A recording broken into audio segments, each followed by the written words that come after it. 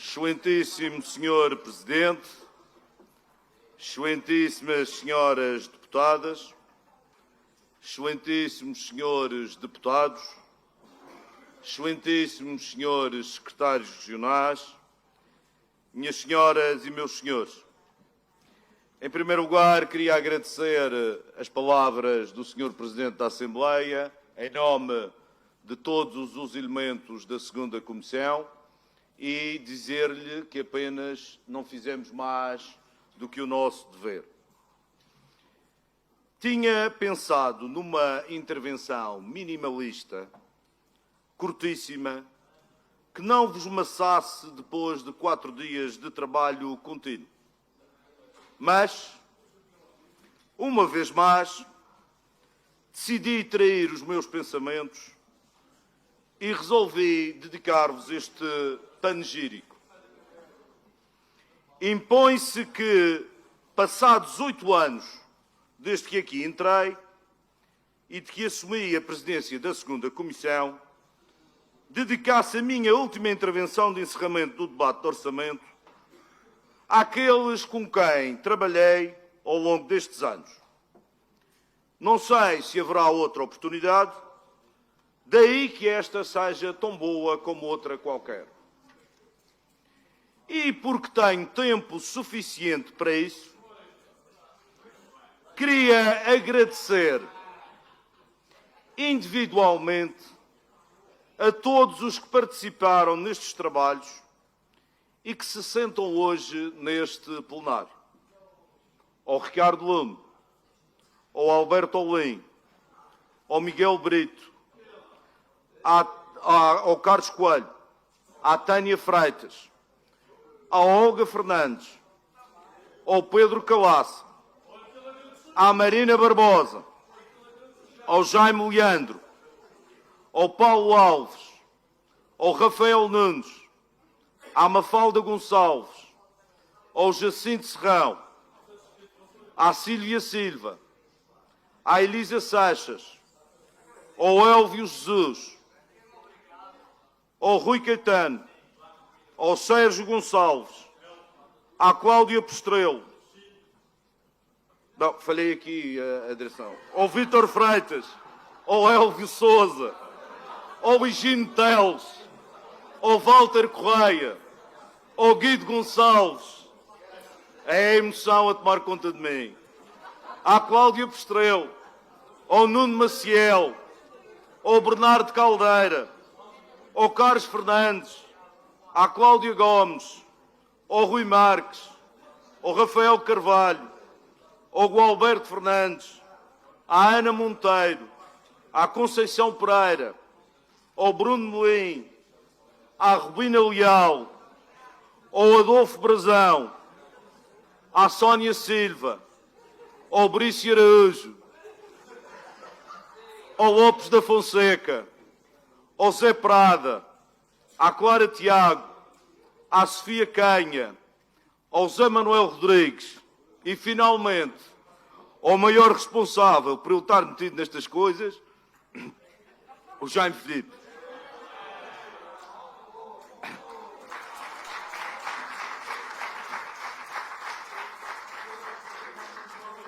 Por estas e por outras, é que defendo a redução do número de deputados. Mas este é um agradecimento reconhecido, sincero e sem falsa humildade. De uma maneira ou de outra aprendi com todos. Reconheço que com alguns foi mais difícil, mas isso apenas torna o processo mais interessante, ainda que desesperante por vezes. Devo dizer que me sinto orgulhoso, satisfeito e realizado, não totalmente, porque isso é impossível, porque com todos e cada um de nós dei o meu contributo à região. Temos todos de reconhecer que nisto da política há sempre uma dose de narcisismo. Temos todos a vertigem pela notoriedade, pela vaidade. Somos apenas humanos. Mas aquilo que na maior parte das vezes não é reconhecido é a genuína vontade de dar o nosso contributo, de fazermos o melhor que sabemos e o melhor que podemos para que aqui na Madeira se viva melhor, para que se resolvam os problemas das pessoas. Há quem diga que isto é uma casa de loucos, mas são esses os primeiros a exigir a sua presença constante nos eventos, celebrações, debates e iniciativas protagonizados e lançados por esta Assembleia e que se amofinam e revoltam quando não são lembrados ou chamados a dar a sua opinião. Há quem por aqui já tenha andado e que agora, afastados, caia na tentação de dizer, bom, nessa altura que era. No entanto, não se lhes conhece uma palavra dita ou uma letra escrita que seja relevante ou que tenha feito a diferença. Há quem, do alto dos seus camarotes, no cimo das suas torres de capitão, debite julgamentos morais, críticas acutilhantes, na maioria das vezes sem conhecimento de causa, eivados de uma suposta superioridade moral e intelectual que ninguém, a não ser os próprios, lhes outorgou. Espero que já no próximo ano sejam eleitos para esta Assembleia e aí tomarei eu o seu lugar nas torres de capitão e dedicarei parte do meu tempo a analisar os seus comportamentos e a tirar as minhas conclusões. Há quem deambule pelos cafés e esquinas das nossas cidades em autênticas peregrinações de maledicência, a verberar todo e qualquer político, ungidos de um espírito cruzado contra os infiéis da política. Curioso torna-se, pois, quando são sempre estes os primeiros a nos abordar para que resolvamos o problema da filha que quer ir para a função pública porque deseja um emprego seguro. O problema do genro que não tem emprego, mas que já recusou inúmeras ofertas do Instituto de Emprego. Do irmão que quer uma casa diferente porque não gosta da vizinhança. Pedidos não de quem realmente precisa, mas de quem quer passar à frente dos que realmente necessitam. Pedidos que são feitos com uma proximidade, diria mesmo uma simpatia sabuja, que, no entanto, quando não são satisfeitos, transformam-se num ódio visceral e num chorrilho de ameaças descabidas. Sinto orgulho por todos e cada um de nós, pelo trabalho desenvolvido, apesar das contrariedades. Não é fácil, quando vemos uma ideia por nós apresentada ser rejeitada, para passado algum tempo ser apresentada por outros. E isto acontece de um lado e do outro. Não é fácil quando apresentamos um argumento sustentado em factos e somos apelidados de mentirosos. E isto acontece de um lado e do outro. Não é fácil quando propomos com boas intenções e nos acusam de defender interesses subreptícios e dissimulados. E isto acontece de um lado e do outro.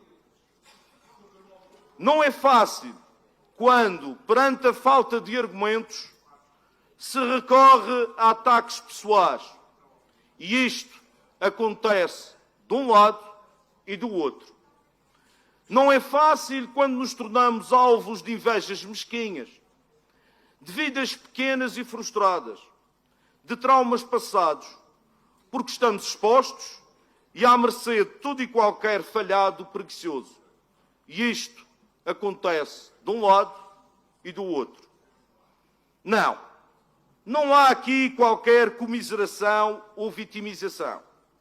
que estamos todos aqui por escolha própria e por opção pessoal. Não. Não há aqui qualquer sobranceria ou altivez. Não somos melhores que o nosso próximo, mas seguramente não somos menores que os restantes.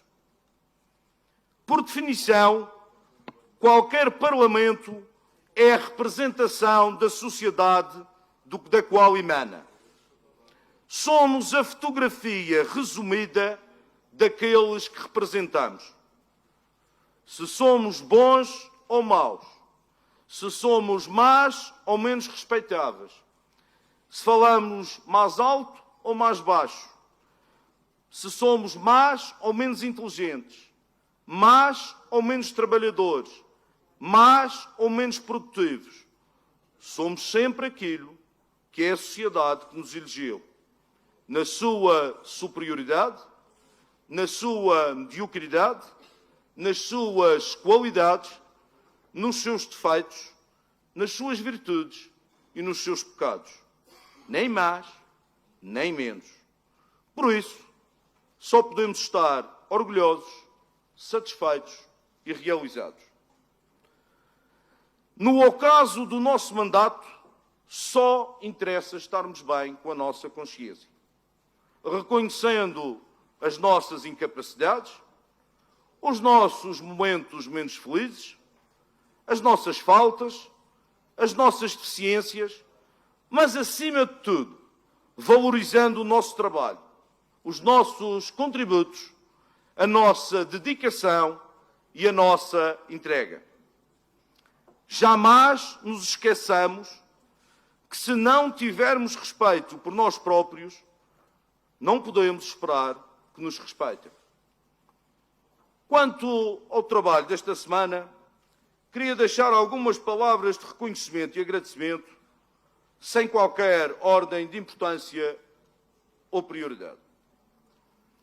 Em primeiro lugar, ao meu vice-presidente, o deputado Vítor Freitas, com quem tenho tido diversas picardias, momentos de alguma tensão, debates acesos.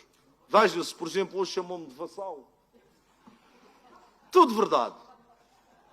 E tudo registado nos arquivos desta Assembleia. Porém, como quaisquer duas pessoas que se respeitam mutuamente, julgo eu, soubemos separar as águas. E tivemos uma colaboração exemplar durante estes trabalhos. Agradeço encarecida e reconhecidamente a sua postura e disponibilidade, ainda que não admire o seu feitio irascível e irritante. Segundo, com certeza que ele também não admirará o meu, verdade seja dita. Segundo, ao senhor secretário das Finanças, pessoa que considero um bom amigo, pela disponibilidade total, pelo esforço e trabalho demonstrados, pela competência e rigor no desempenho das suas funções e pela capacidade e abnegação na gestão da sua tutela.